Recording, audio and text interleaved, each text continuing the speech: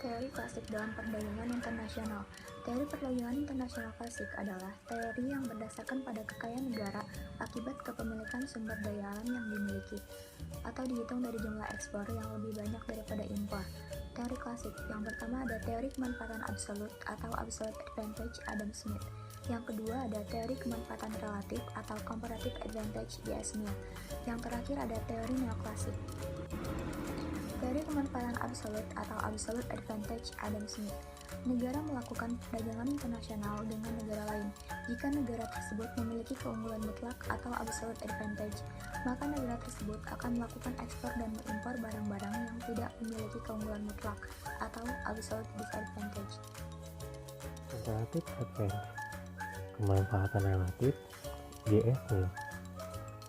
Suatu negara dikatakan memiliki keunggulan komparatif karena dapat memproduksi barang dengan biaya yang relatif lebih murah dibandingkan dengan negara lain. Dengan kata lain, keunggulan komparatif merupakan keunggulan yang dimiliki suatu negara karena memiliki keunggulan lebih besar pada suatu barang dibanding barang lain. Sedangkan negara lain memiliki kelemahan yang lebih kecil daripada barang yang lain. Teori neoklasik dalam perdagangan internasional. Mazhab neoklasik telah mengubah pandangan tentang ekonomi baik dalam teori maupun metodologinya. Teori nilai tidak lagi didasarkan pada nilai tenaga kerja atau biaya produksi, tetapi telah beralih pada kepuasan marginal atau marginal utility. Pendekatan ini merupakan pendekatan yang baru dalam teori ekonomi. Kaum neoklasik mengatakan bahwa perdagangan internasional maupun aliran modal internasional cenderung untuk meratakan distribusi pendapatan di dalam suatu negara maupun antar negara. Teori modern dalam perdagangan internasional. Teori perdagangan modern adalah teori yang selalu mengikuti perubahan zaman. Teori perdagangan modern termasuk ke dalam faktor seperti loyalitas pelanggan, teknologi dan kualitas, ke dalam pemahaman arus pelanggan, faktor promosi menurut Hacker dan Ohlin, kesamaan harga faktor produksi menurut Samuelson, permintaan dan penawaran menurut teori parsial, kurva kemungkinan produksi, dan indifference over curve. Faktor promosi menurut Hacker and Ohlin. Teori ini menyatakan bahwa negara akan melakukan perdagangan dengan negara lain disebabkan negara tersebut memiliki keunggulan kooperatif, yaitu keunggulan teknologi dan keunggulan faktor produksi. Basis dari keunggulan kooperatif adalah faktor endowment, yaitu kepemilikan faktor produksi di dalam suatu negara. Faktor intensity, yaitu teknologi yang digunakan di dalam produksi, apakah labor intensi atau capital intensity. Contoh, negara A memiliki tenaga kerja lebih banyak dari negara lain, dan negara lainnya memiliki kapital lebih banyak dari negara lain. Kesamaan harga faktor produksi Samuelson. Teori ini mendeskripsikan hubungan harga relatif barang dengan perolehan faktor relatif seperti gaji dan pendapatan modal.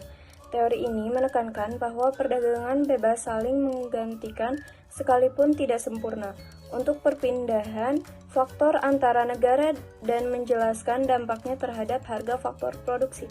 Inti dari teori ini adalah perdagangan bebas atau perdagangan internasional mengakibatkan harga faktor-faktor produksi sama di berbagai negara.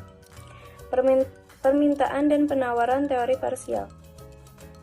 Perdagangan internasional akan terjadi jika ada permintaan dan penawaran terhadap produk barang atau jasa di antara negara.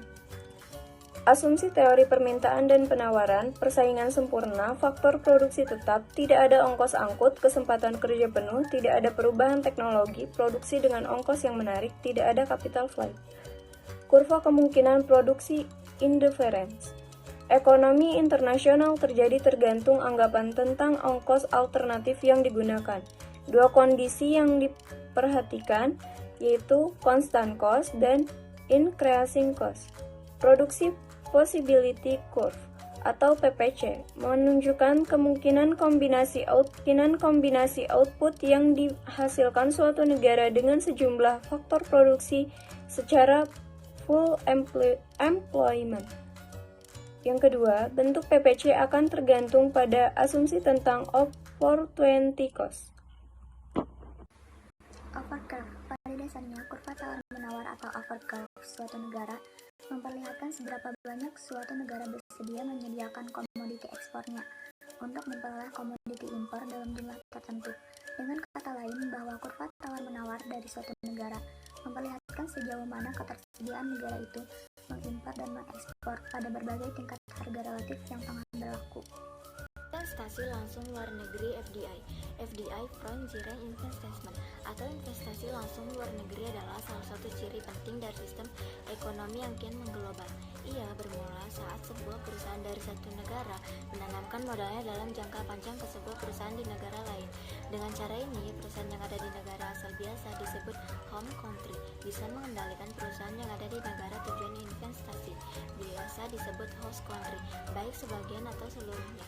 Caranya dengan si penanam modal membeli perusahaan di luar negeri yang sudah ada atau menyediakan modal untuk membangun perusahaan baru di sana atau membeli sahamnya sekurangnya 10%. Sebagian besar FDI ini merupakan kepemilikan penuh atau hampir penuh dari sebuah perusahaan, termasuk juga perusahaan-perusahaan yang dimiliki bersama joint ventures atau aliansi strategis dengan perusahaan-perusahaan lokal.